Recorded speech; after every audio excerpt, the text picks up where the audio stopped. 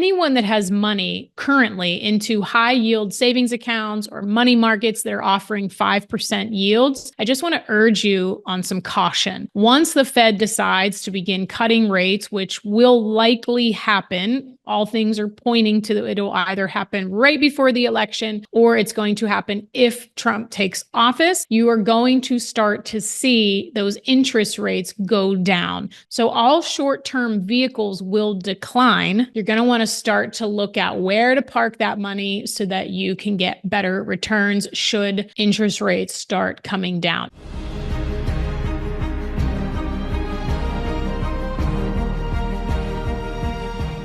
Hey guys, welcome back to another episode of the Candy Valentino Show. Thanks for tuning in and spending this time with me today. And today we are going to talk about the intersection of politics, investing, and the stock market as we take a look at analyzing some potential stock market impacts of a Trump presidency versus a Biden re-election, or now Harris re-election in 2024. And the news cycles have not been short of headlines on both sides of the aisle. Obviously, we've had an assassination attempt on former President Trump, and we have President Biden dropping out of the race and appointing Vice President Harris as the nominee. So how can you use this election to make more money? Well, that's what we're going to break down today as we explore what could potentially happen to various sectors and specific stocks if either Donald Trump or Joe Biden, now Kamala Harris, were to win a re-election in 2024. It is so rare that we have a moment in history that we're not just looking at speculation of what could happen if a president takes office, but we actually have two former presidents to look back on and actually review data on what did happen to analyze what potentially could happen. So we're going to take a look at some of the historical data, the market trends, and really unpack what could be potential winners or losers so that you can expand your portfolio and ultimately your net worth. So let's get into the real story of building wealth. Now, during the Trump presidency, there were certain sectors and stocks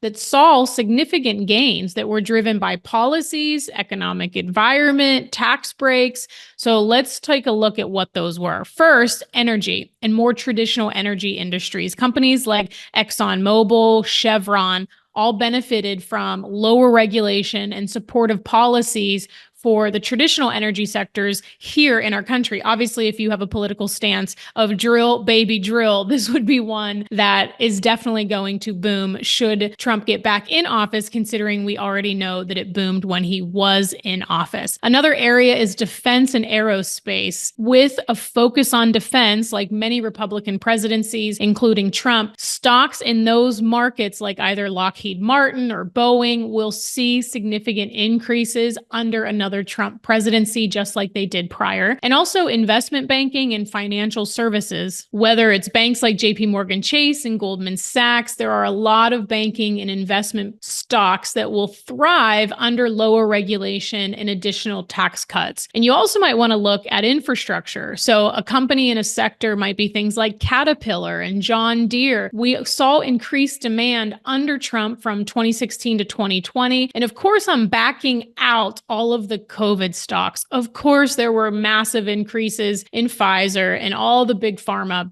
But when we remove what happened during COVID and we look what happened just before for President Trump and just after for President Biden, we're able to get a really clear perception of not only how things were, but how they could potentially go again. Another one was telecommunication. Verizon and AT&T did pretty well under a prior Trump presidency, and they're most likely going to continue to expand under a 2024 re-election should it go that way. Now, on the flip side, what happened shortly after? So again, we did our best to analyze the data and not look at the very specific 12 to 18 months during COVID so that we could pull out a lot of the pharma stocks specifically, because during that moment, there were more billionaires created than any other point in human history through all of the big pharma stocks and all of the vaccines and everything that was going on during COVID. We also saw increases in Clorox, obviously Zoom, Netflix, so many stocks thrived, but it was under that very specific lens that they thrived. It wasn't because of something that was going on because of policy, economy, or taxes. So when we look at the Biden presidency and we look at like 2021 through 2024, we also see several sectors and stocks that had notable growth. renewable energy as opposed to traditional energy sources, electric vehicles,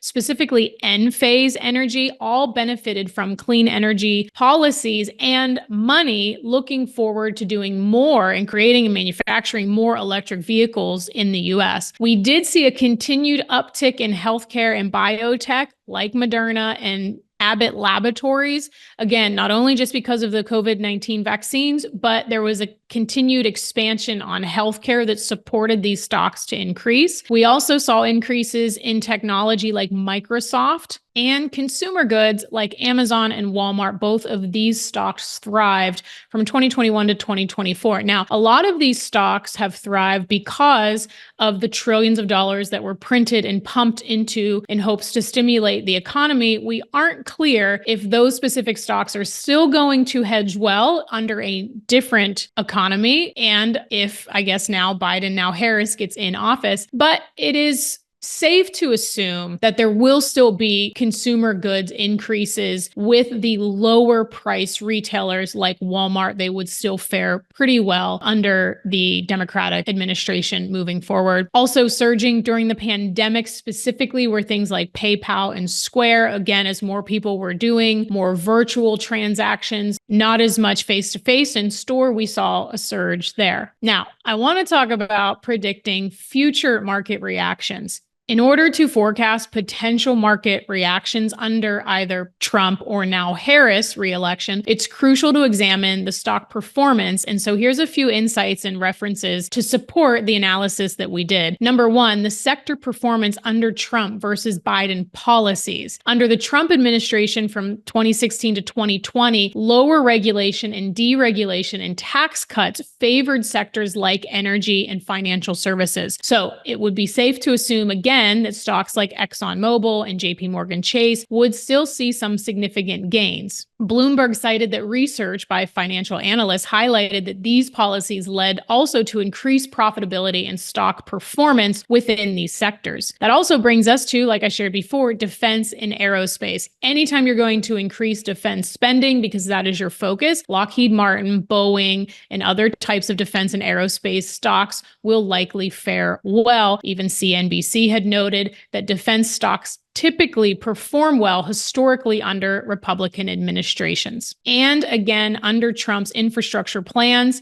that boosted domestic manufacturing and construction, and it will likely do it again. Companies like Caterpillar and John Deere all saw upticks in their stocks during Trump's tenure and will likely, again, an analysis from the Wall Street Journal pointed out that this is likely the case under a 2024 re-election. Let's go to what's going to happen should Harris get in office. Well, we can take a look back to see what exactly was happening under Biden. So it's safe to assume that the VP is going to do something similar because the Democratic administrations all are similar in their alignment in what they focus on. So this is not just the Biden presidency. We were also able to look back in history over Democratic wins and what happens after. Obviously, there is a focus on renewable energy and electric vehicles. Biden emphasized clean energies from 2021 to 2024 with companies like Enphase Energy, Tesla, although Tesla didn't fare as well as Enphase, even though renewable energy stocks outperformed broader markets under Democratic administration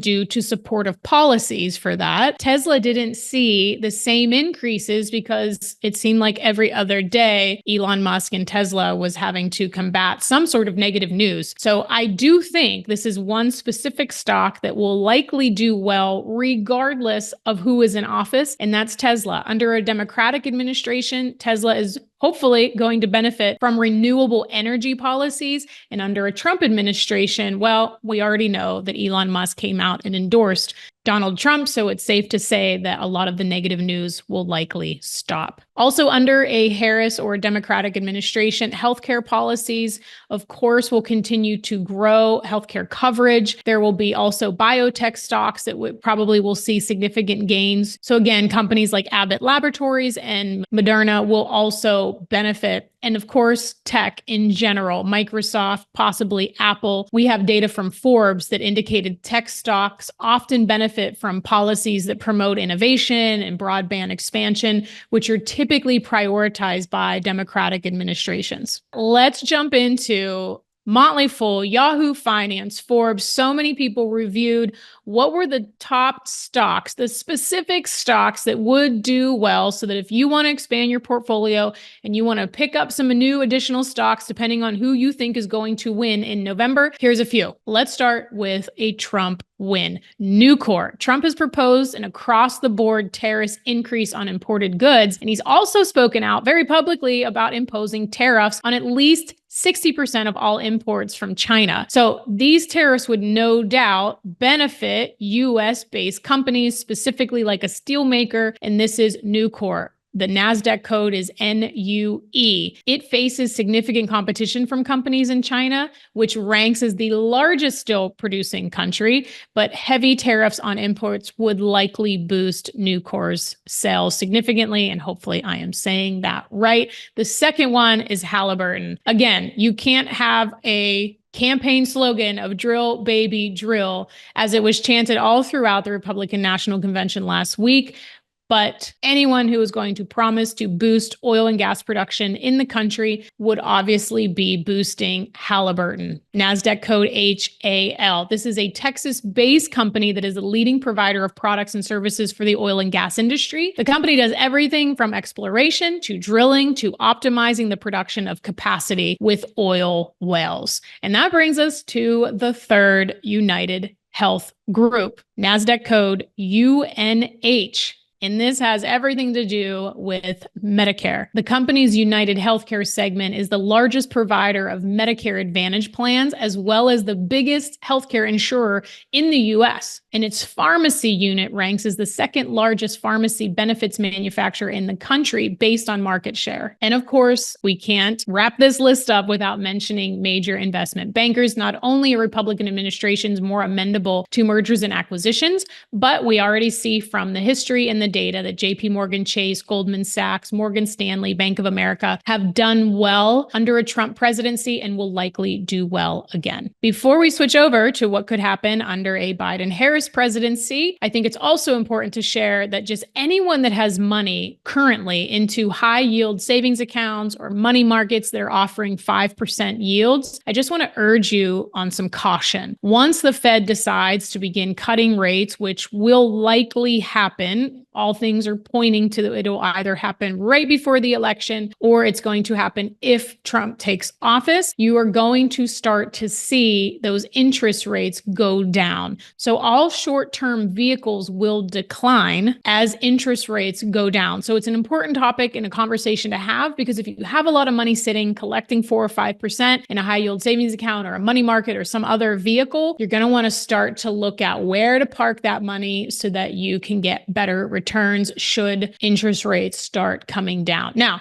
let's go into what could happen under a Biden-Harris presidency. And again, I'm using both of those words because obviously Harris is the nominee, but we can take a look at what happened under Biden to get a really good indication of what could potentially happen. So what are some stocks that could possibly go up should we have a Democratic presidency? Well, this one might surprise you, but again, we have the data to support it. Smith and Wesson. It's kind of ironic. However, anytime we have a Democratic president, we typically have people on the other side worry about their rights, their Second Amendment rights. So oftentimes they go out and they buy more guns, buy more ammo. So this is one. SWBI is the NASDAQ ticker symbol. Again, I've mentioned it 3 different times, I believe. Enphase Energy, again, moving into the higher risk component of the Biden-Harris stocks. This could be earmarked for speculation because during the final days of 2022, it peaked, then collapse again. It's trailing at a 52-week loss,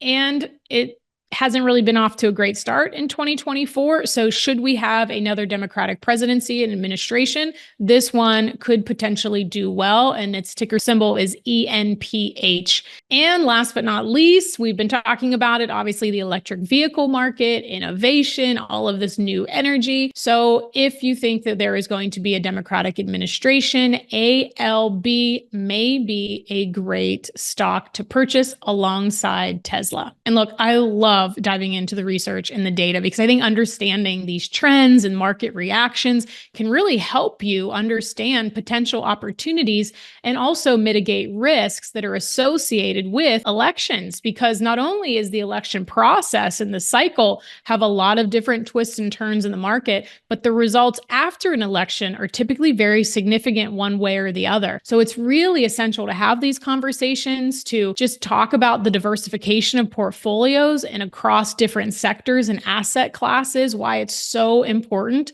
to really be looking at 8 to 12 different asset classes that are non-correlating, meaning they're different. So if you're looking at real estate and you're looking at commodities and you're looking at bonds and you're picking some of these other stocks on the NASDAQ or the Dow or the S&P, having 8 to 10 non-correlating assets in your investment strategy is going to be the number one thing you can do to mitigate risk and potentially capture all opportunities. So make sure you stay informed. That's why having these conversations are super important. You can learn and leverage so many resources on financial news outlets and on the policy reports that come out. And of course, as always, seek guidance from financial professionals and experts so that you can get personal insights that apply to you and your wealth and your money for where you are right now, because there is not a one size fits all for investing. So again, as we wrap up this episode, regardless what side of the aisle you are on, we always need to be having conversations with kindness and compassion. And remember what I said on last week's episode, that I think now more than ever, we are going to need to double down on our empathy and double down on our compassion,